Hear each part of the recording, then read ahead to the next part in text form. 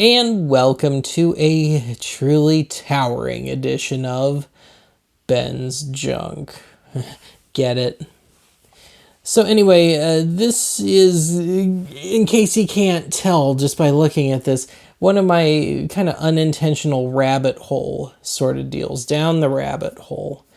So anyway, probably around a year ago, I did this episode called something to the effect of the early Betamax and others subculture. And it was just all about early home video adapters and their numerous quirks. And my main resource in making that episode was the old The Video File newsletter and later magazine.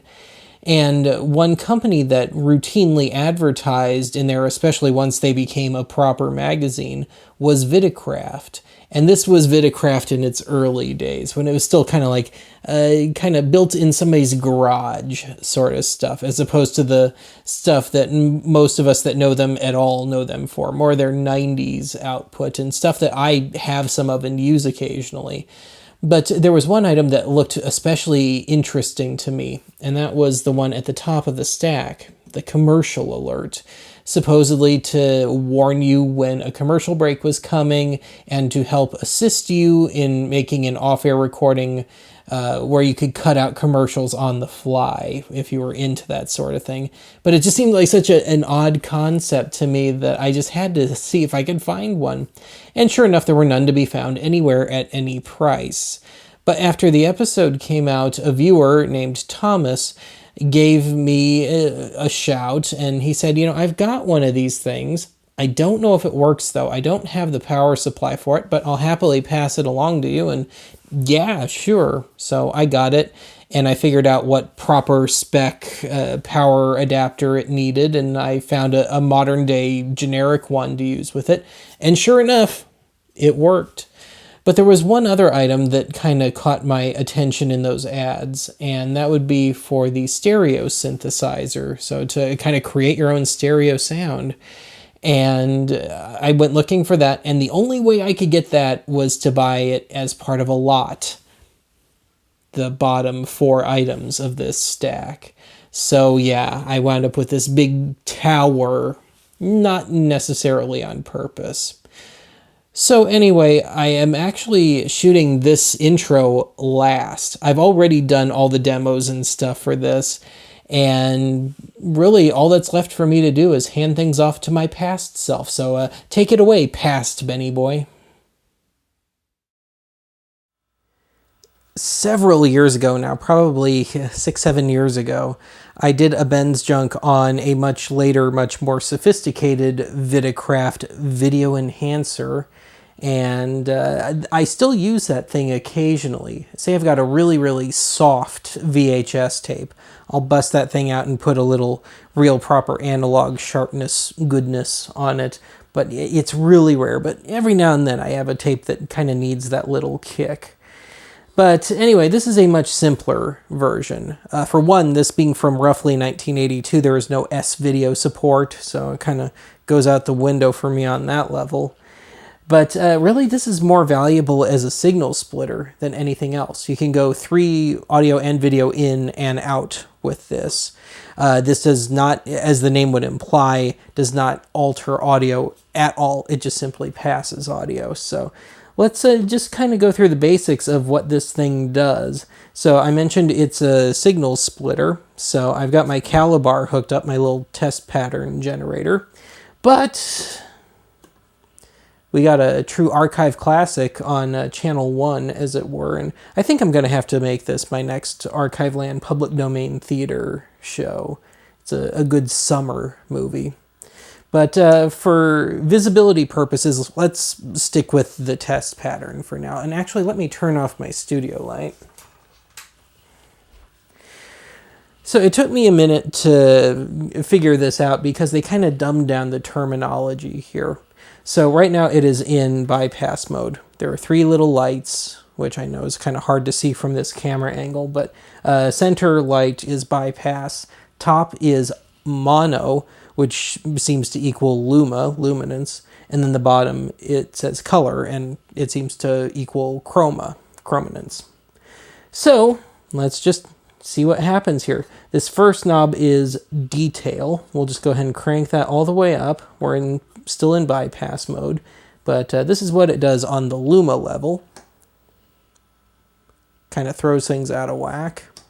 And on the chroma level, it just kind of throws things a little bit out of alignment. So bypass, chroma. It kind of brings out the plugge, though, at least from my perspective.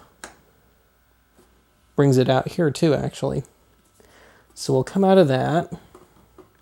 Next one, sharpness. I'll just go ahead and crank that sucker all the way. And Luma. Now you'll see it kind of threw things out of sync there. We got the black leaking into the purple, purple into white, and so on. So let's see how it reacts on, that's bypass. Here's chroma. Just kind of throws the alignment off a bit, but not near as bad as that. Now, if I crank this thing called VNX up, it seems to be some sort of very, very weak vertical hold or something. So I'll crank it up and we'll kick into Luma mode here. And if I dink around with it, you can see the amount of distortion vary if you look at these three colors on the bottom left. So it kind of brings it up and straightens things out and down. And that's with the VNX all the way off. So it seems to help lock things as needed. And that's adjusting the sharpness in tandem with it.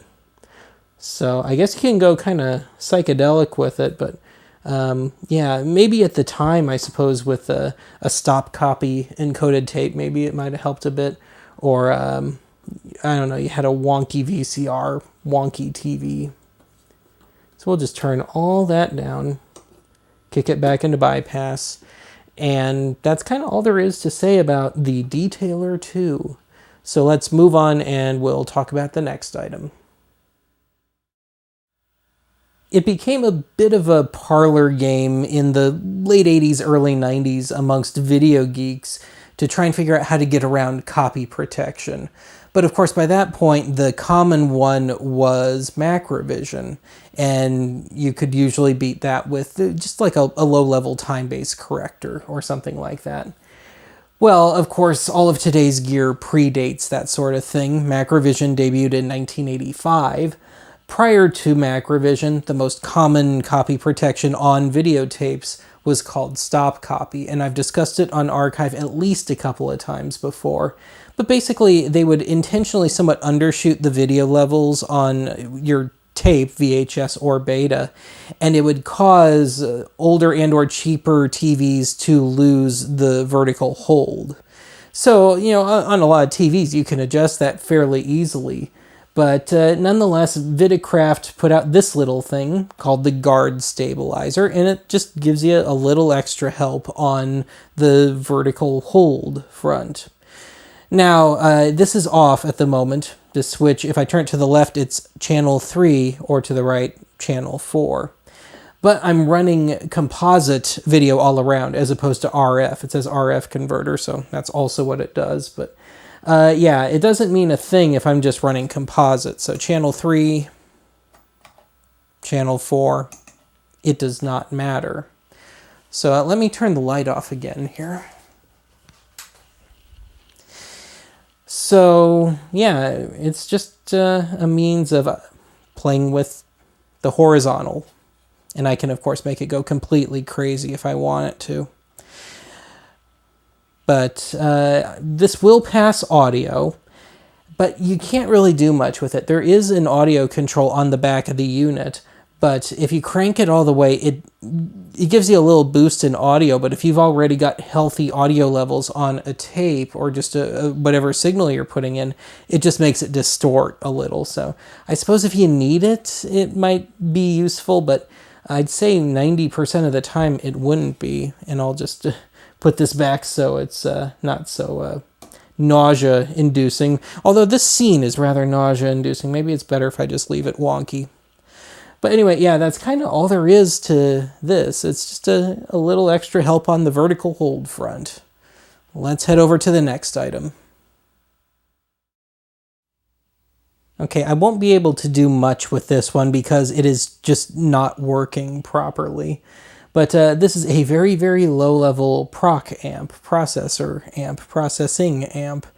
And once again, we're dealing with that kind of weird verbiage of mono and color, so luminance versus chrominance, which they list on the unit itself, why they can't just carry it over to the mode first switch is beyond me.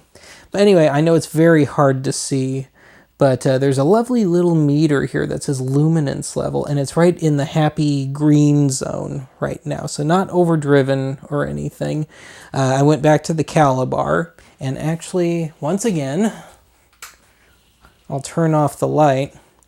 So let's kick into Luma mode, and everything's at Unity right now, so nothing should change as far as I know, but once I kick it into Luma mode, things change on me.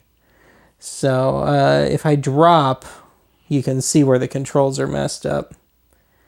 If I drop it even slightly, it kicks mostly down into black and white, and then ultimately vanishes completely. So this is about 10% below Unity, and we're just short of the happy space on the Luma meter. But if I go much farther down than that, it's just, I'm lucky to get much of anything. And if I intentionally crank it up, it a lot of times just can't hang on to it very well. So I'll put that back at Unity nonetheless. Back to bypass, we'll hit chroma and we'll dink around with the chroma level. Again, it's very, very glitchy. So that's all the way down. If I crank it all the way up, of course now everything's kind of overdone and I don't want to leave this too long. And if I dink around with the phase, it's very touchy and not very consistent. So yeah, something is has failed or is failing, but it's just as well. Here, I'll go back to bypass mode just to keep everything happy. And yeah, I don't really need anything like this. A lot of this sort of stuff is built into the Vidicraft that I mentioned that I had done a Ben's Junk on several years ago. And even then, it's just not that big a concern of mine. I've also got a Hottronic that I can kind of play with these levels on if I need to on a basic level. So yeah, just a quick little spin through a very dodgy... Yeah, now it's not working at all when I try and go back into Luma mode. Yeah. It's seen better days. Somebody did actually use this. Anyway, let's move on to the next one, and it's a doozy.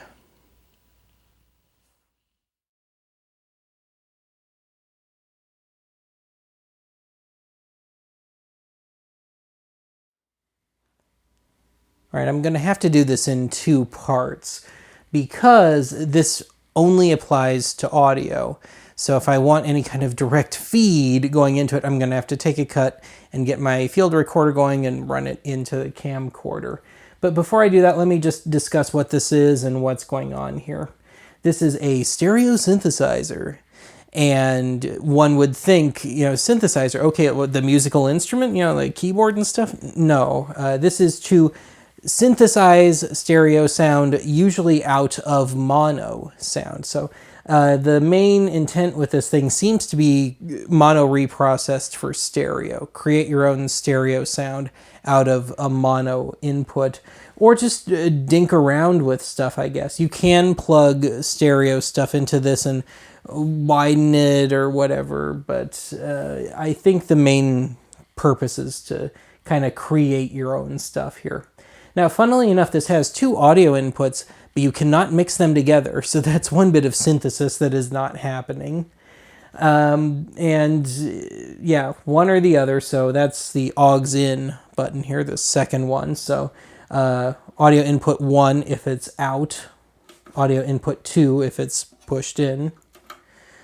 Otherwise, everything kind of corresponds to each successive knob, more or less. So this third one here says stereo, and if it's out, it's actually all mono, and if it's pressed, it's stereo. But in tandem with that, we got a spatializer here, separation as it's called. So you can kind of fake widen the sound. These two knobs are EQ, one lower, one higher, but they're not all that band specific. So you're kind of just, you get what you get. You can boost the high end a bit, but you can't be all that specific with it. You can't, make a notch filter out of it or anything and just cut out one rogue frequency that got in there somehow or anything like that.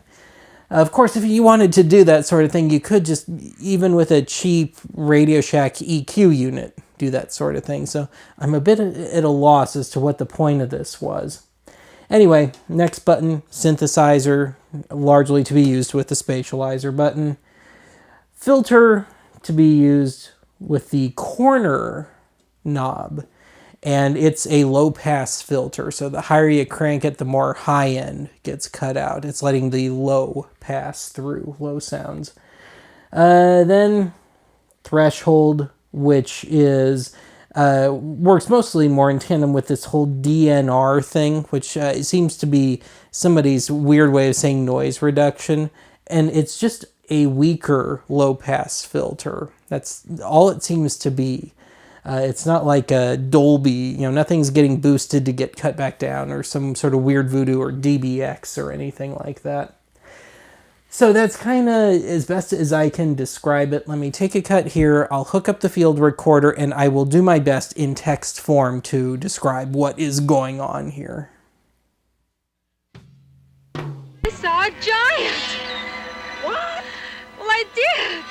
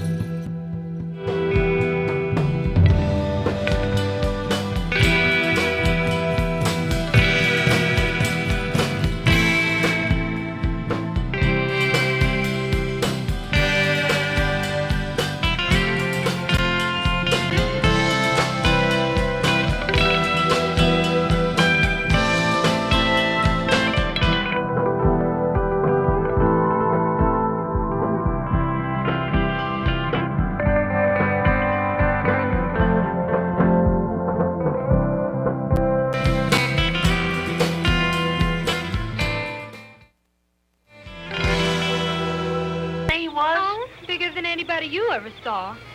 I bet you were scared, huh? A little. But I had the funniest feeling he wouldn't hurt me. All right, let's end with the item that set me on this crazy path, and as far as I'm concerned, the weirdest of all these Vidicraft accessories that I've come across. But yes, this is the commercial alert video black detector. And the concept was to help assist somebody making an off-air recording cut out the commercials if that's what you were into. And in my mind, the real help that you would need is coming out of the commercial break and back into the show. But whatever I had in mind was way too sophisticated for this device. This is a video black detector in the absolute most basic sense. So any black screen that it detects, it's going to give its big, ugly, nasally beep. And that's about it. So as far as I'm concerned, this was kind of a redundant piece of gear, because when this came out, at least in the early 80s, TV shows usually still had bumpers on both ends of the commercial break, and you had a little bit of a break between each commercial too, and you had some idea of what was going on generally. Commercial breaks were usually 2 minutes. You could kind of time that out. Well, in this case, it's going to beep at you for a second between each commercial, and if there's no bumper, it's not going to help you not lose the first couple seconds of whatever show you're trying to record. So as far as I'm concerned, this thing is just kind of pointless. But anyway, the setup for this one, I've had to tweak a bit since analog broadcasting is not really a thing anymore.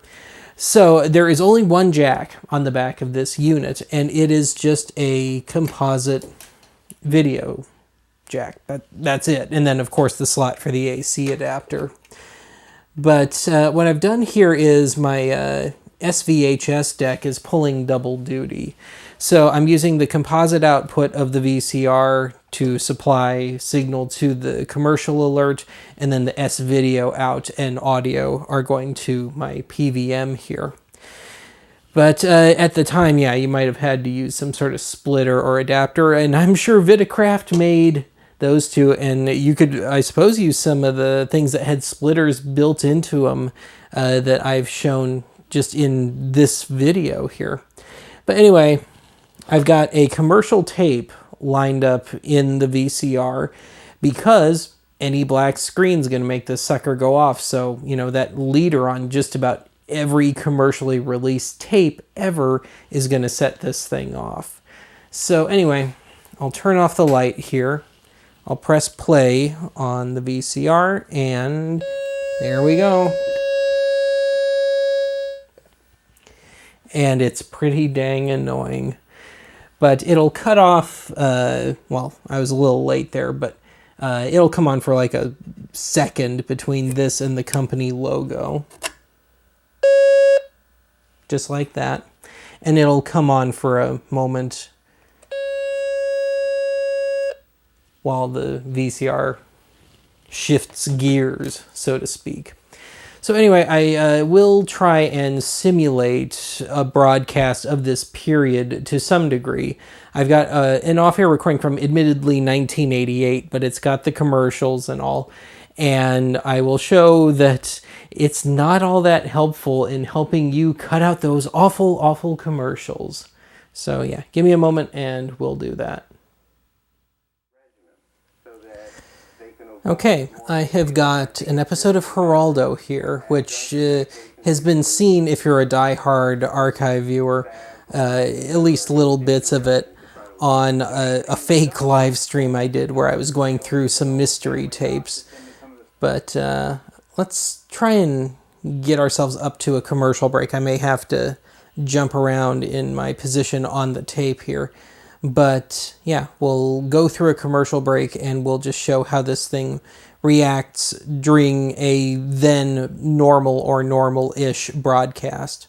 Now, of course, the Geraldo show didn't really have bumpers per se. You had that like 4-second music bit before you went into the commercial and then again coming out, but it was all tied to the show and not necessarily enough time for you to mess around with your VCR and get it going again because you were a real compulsive Geraldo watcher and you wanted to rewatch them and all that. All right, so I saw a commercial there. Give ourselves a little bit of a start here, and I'll turn up the volume. break. Let's see what happens, and we'll deal with some more questions. You want to volunteer?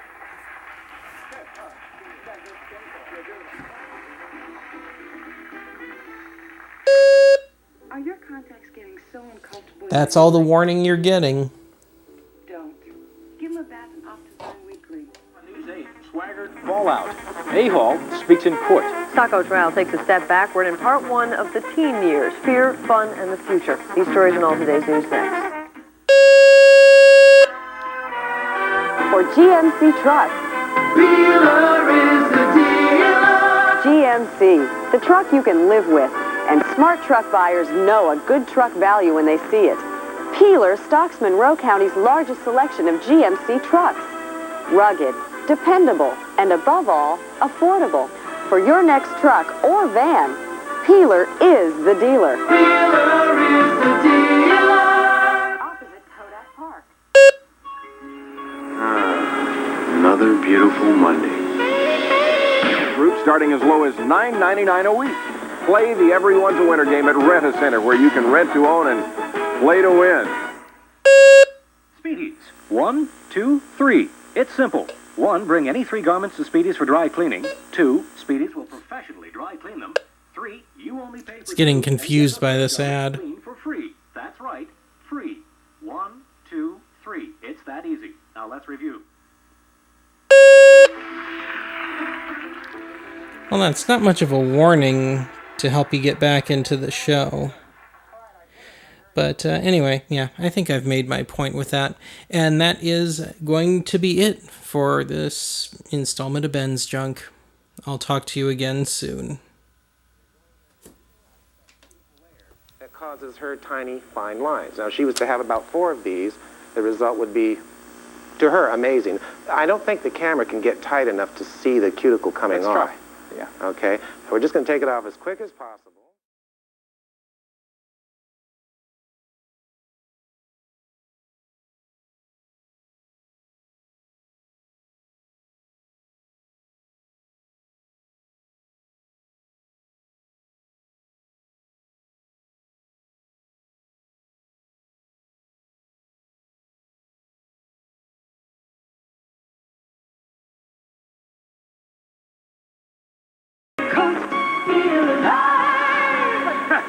Sure beats snow. Feel alive.